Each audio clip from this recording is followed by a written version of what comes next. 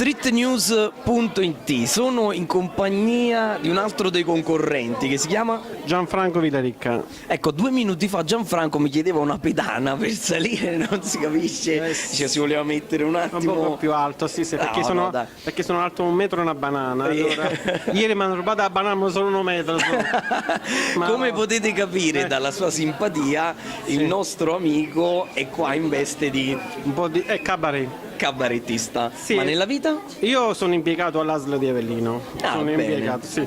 Per Quindi fortuna. ti apprezziamo particolarmente perché comunque metti in gioco, no, quella che è la tua passione. Esatto, non è per garo, per vincere, Assolutamente, ma è quello spirito giusto nel quale uno deve cimentarsi per affrontare questa corrida. E infatti io lo faccio per hobby, infatti sono obeso, allora mi porta.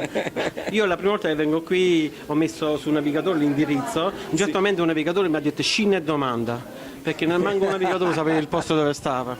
Simpaticissimo il nostro Gianfranco. Allora, in bocca al lupo Sì. e grazie per l'intervista qui su streetnews.it. Grazie, ciao a tutti.